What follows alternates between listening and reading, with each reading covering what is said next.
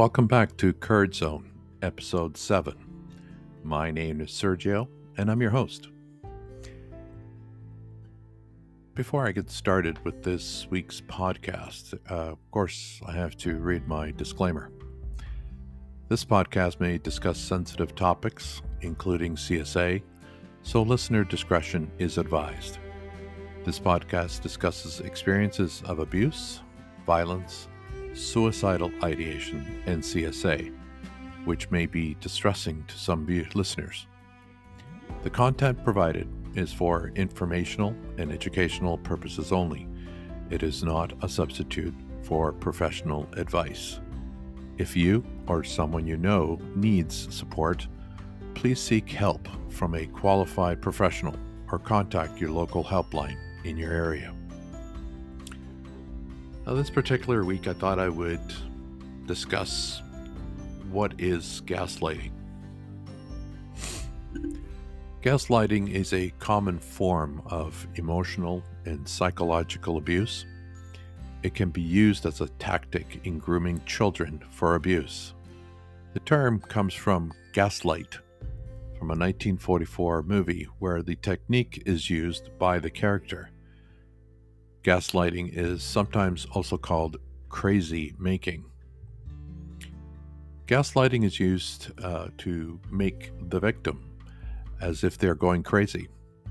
It undermines self-respect, trust, and their self and perceptions, confidence, and ability to make decisions.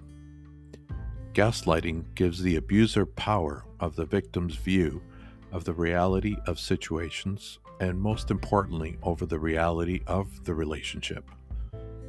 Lying, twisting the words, turning the accusations back on the victim, acting aggrieved, and escalating behavior. The abuser tries to ensure that the victim not only fears if they can trust themselves, but will feel guilty for every speaking against the abuser.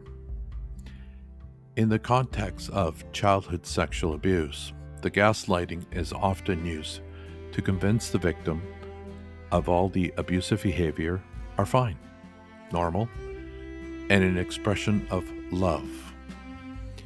It is used to ensure the victim doesn't speak out about it and it doesn't fight back. It can also be used in concert with other grooming tactics like fear and isolation. Because the victim doesn't have trust in themselves, the victim will feel like they have to rely on the abuser. In sexual abuse situations, the power differential makes it easier to make the child believe that the adult knows everything and the kid knows nothing. The victim will default to the abuser's perceptions of the situation. The abuser can also use gaslighting on the family, caregivers, or friends of the victim. They can keep their suspicions at bay and stopping anyone from looking closer. Abusers will use the victim as part of the gaslighting and manipulation of those around the child's being sexually abused. So here are some examples of gaslighting in a relationship. The first one is called countering. That's countering. This is a quintessential gaslighting. They directly counter the memories and perceptions of the victim. Like, huh? That's not how it really happened. I didn't force you. I never did that or said that. It didn't happen that way. See, you said you wanted this. You didn't tell me that. Your memory is so crappy. The next one is diverting, where the abuser diverts the subject and puts the blame into outside circumstances. I didn't want to hear this again. I never meant to hurt you, you know that. Why do you keep saying things like that? Why would you say that to me? You're hurting me when you say that. The next one is repetitive questions. The abusive partner makes the victim doubt what they think or feel by asking the same question multiple times. Questions are asked so many times the victim doubts their own answers. Are you sure? Don't you believe me? Don't you ever listen? Don't you really think that? Do you really think that? Is that how you really feel about it? You love me, right? Trivializing. The victims feels are made to feel like they don't matter, or unfounded, or they are weak for thinking so. Don't you want to show me how strong you are? Don't wimp out now, we just got started. Stop being angry, nothing happened. Well, it's not like I really hurt you. Why are you acting like I hurt you? You're blowing this out of proportion. You're just jealous. You are too sensitive. You're upset over nothing. This is how this always goes. And of course, what others say.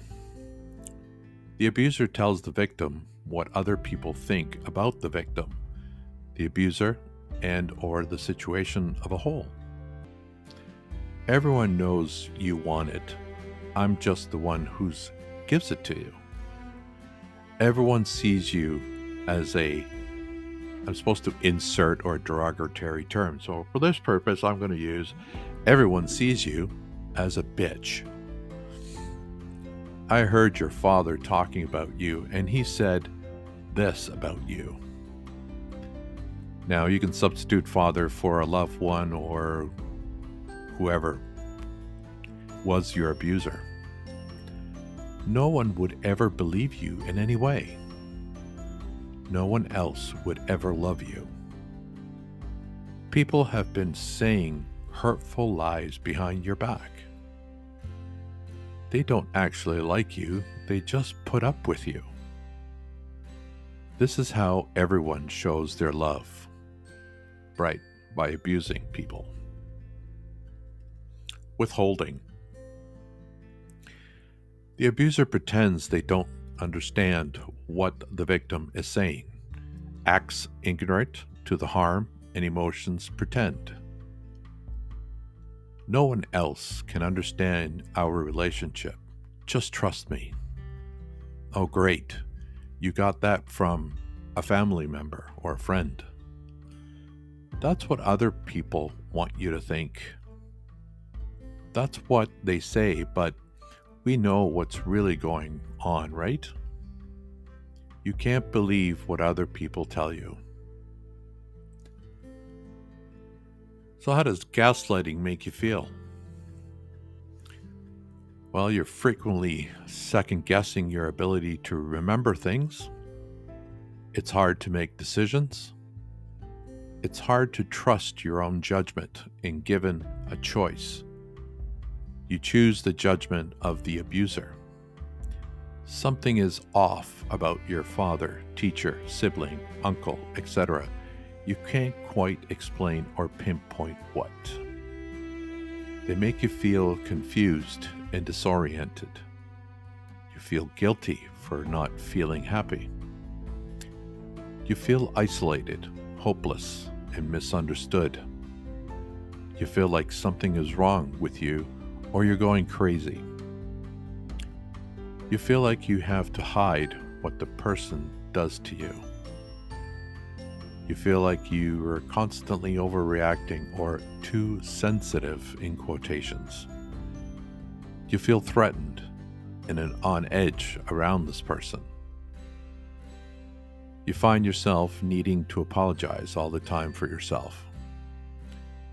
You never feel good enough and try to live up to the expectations of others, even if they have harmed you.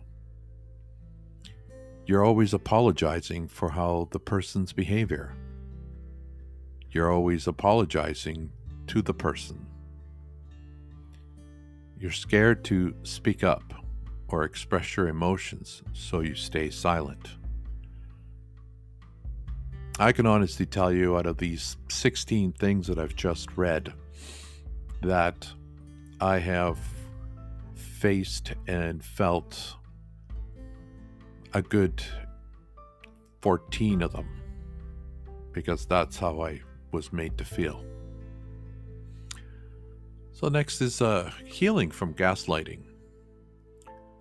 So clarify to yourself how, when, and who is or was gaslighting you. Think about what ways they make you feel unhinged and like you're losing it. Write down whatever you can think of. Take notes in the moment when things happen so you can check back on them. It can be easier to check on what happened and supports your own perception. Pay attention to the signs of being gaslighted, like feeling confused, belittled, crazy, or manipulated. Take a deep breath, clear your mind, and center yourself. Set aside regular time for grounding each day through meditation or a mindful practice. I use both, actually, through meditation and mindful practice. Meditation, for example, for me, I want to get back to doing this, but at least 3 times a week. And that is drive down to a particular park that I love to watch the sunrise. But at the same time, I'm meditating. And at the same time, I'm also listening to a mindful episode on Spotify and just staying grounded. I do that for about 30 minutes on both parts.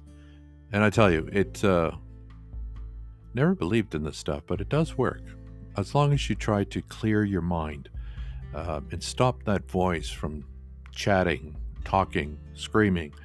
Because we all know, well, I shouldn't say we all know, if you've suffered from CSA, you know that screaming little voice, and if you don't know it, you will, that voice is actually the inner child.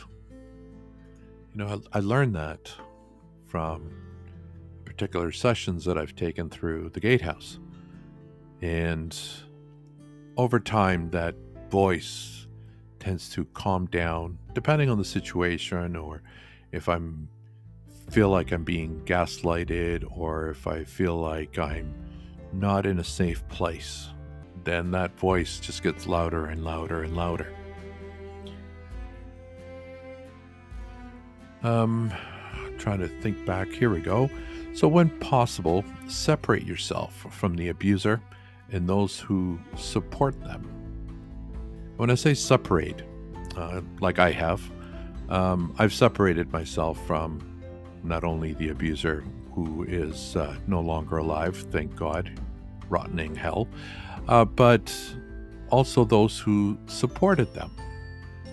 And that would be my blood family. They continued to support my birth parent, the one that's still alive, which I refer to her as an egg. And I don't get it. I really don't get it. How do you support a person that has made your life fucking miserable and continues at this day and age to continue to deny whatever happened? Or, as I read to you earlier, like, I'm the one that's going crazy, or my mind is screwed up, or I was making this shit up. Oh, that never really happened. Please.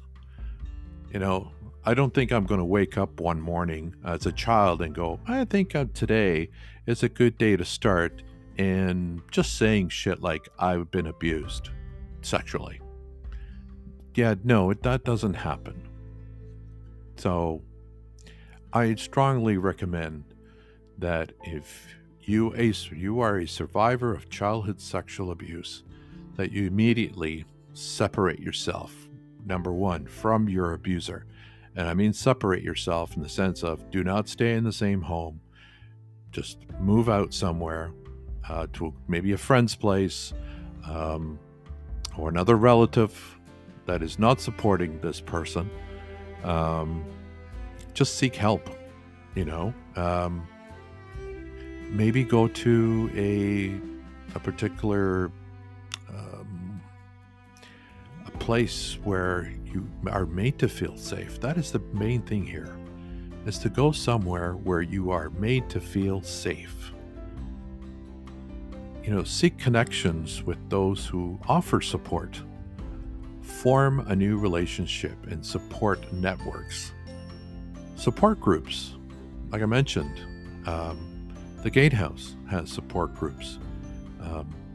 Talk to a therapist.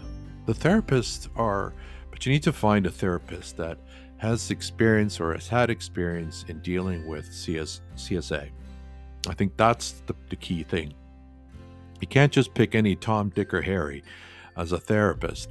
You needed one specific and that has experience in this particular area. Or any other form of formal support is helpful as well. Maybe you have two really good friends that you've already opened up to, and you need their support, and ask them to provide you with some guidance as far as, like, you need to break away from a certain person. Maybe they can help you. Maybe you could rent a room from them. You know, there are options. I know that people at certain times in their life who are survivors of CSA think that I don't have a choice. I don't have any options. Where am I supposed to go? There are places to go. There are people who care for you very deeply and are willing to help you. You just have to reach out your hand. And last thing on the healing from gaslighting is practice asserting yourself in small moments and work up to being able to stand up for yourself. And those small moments can be, I don't know, you're pumping gas and something went wrong and you got to stand up for yourself. To being able to stand up for yourself in the sense of, you know, you're in a grocery store and they overcharge you. You stand up for yourself. I'm sure there are other ways, but still, just say no. And I've had enough. Today's the day. And at the end of the day, it is you that matters the most. And it is you that need to look out for yourself. Because at times, I hate to say it, but at times, you'll be the only one that's standing. Yes, we have friends. And yes, I'm in my case, I'm not alone. I do have people that are here to support me all the time, every day, every minute of the day. And that takes me to the next area where I know it's early, and I say early in the stages of this is my 7th episode, but at this particular time, I feel that it's important to honor those who have been there for me. And they know who they are. However, I have asked them if I could use their name. And they said yes. So the first person is my stepsister. Her name is Tona. That's what we called her. That's Tona. She's my stepsister. She was adopted at approximately when she was 13 years old back home in Mendoza, Argentina. But in many ways, I've mentioned this before, but in many ways, she filled that role of being my mother. First of all, she did everything that she could under her own power to help me from being abused. Unfortunately, it didn't always work because the abuser was much more powerful. And as I mentioned before, they were using gaslighting. And it all began when I was back home in Argentina. I know not a lot of people have certain memories and how far back you can really go, but you know, I remember as far as I was a child, and I'm talking a child of, I would say, I do remember, and I know some of you may have a hard time believing it, but there are certain memories that I do hold and tight and dear to me. I can see it now. I can see it where my sister, she would pace back and forth in the hallway in the middle of the night. Because you see, when I was born, first of all, I was born at 2:30 in the morning. And, the egg had always repeated certain things to me. Like, you woke me up in the middle of the night when you were born. Thank you for disturbing my peace and my sleep. Yes, I woke her up at 2 o'clock in the morning, and I slid out, so by 2:30 I was already born. So I don't know how many other mothers are out there and listening to this, but when you give birth to somebody, and I wasn't a big boy to begin with. I was told I weighed about 6 pounds. I was a tiny baby. Yeah, I know, believe it or not, you're looking at this huge person now, but I was a preemie. Well, not a preemie, yeah. I was born early, much early, and within 30 minutes, I was already out and sleeping. But somehow my clock got all screwed up, I guess I'm only going to notch it up to the fact that I was born at 2:30 in the morning. And so I would stay up in the night and sleep through the day. Eventually, I came around and I was able to sleep at night and stay awake throughout the day. But she was the one that would stay up with me. She would feed me, bathe me, change my diaper, and pace back and forth in the middle of the night up and down the hallway of our home that we lived in, the last home that we lived in Argentina. And I do remember that.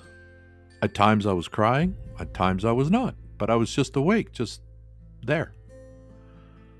She's totally filled the role of being my mother. Once we came to Canada, she continued that role.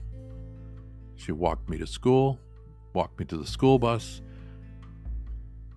So she did many things totally above and beyond at all times. And it wasn't just me she looked after. It was also my other 4 siblings. She cared for us and loved us like her own. Unfortunately, she battled 3 different cancers, and she succumbed to one of them, which was her last one, obviously. And so she passed away in March of 2001. So this marks her 23rd year that she has been gone. And when that day comes, I'm not in the best of moods for obvious reasons. She had a heart of gold. She was tough as an SOB. I have so many stories to tell you, but not today.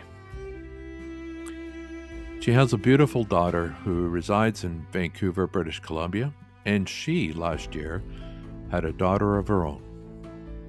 The legacy continues. By the way, my sister's name was Petrona Torres, but we called her Tona. May she continue to rest in peace. The next people are Peter and Lori Mello. They are not only my brother and sister, as we have adopted each other's family, but we're also best friends. No matter what, we are always here for each other. Our relationship started back in 2006 when we joined a bowling league here in Burlington, Ontario. I don't know how it happened, but our relationship just clicked from the get-go. We started to hang out together. They even invited us to their trailer in Bobcaygeon, which we never left after the first invite. Funny story. But With that, I always left something behind. Not on purpose, but I always forgot something. Well, we had to go back the following week to go get it, but we always spend the weekend together. Anyway, it was hilarious. They were curious as to why I didn't have a relationship with my so-called parents and her siblings. Well, they were going to have a big shocker.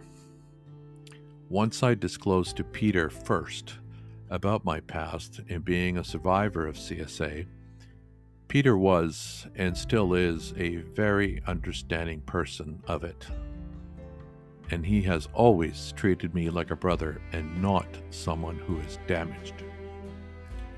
Laurie, on the other hand, she was always also very comforting, and even went as far as saying to me, and these words will always echo, I trust you, and I trust you 100% with my kids. She has always said that I would always protect their kids and no harm would ever come to them, which is true. And I mean what I say is I'd kill just to protect the people I love, no questions asked. Lastly, that special person, my wife, my rock, my partner, my co-pilot on those long, adventurous car rides, and the only person who has ever accepted me for who I am.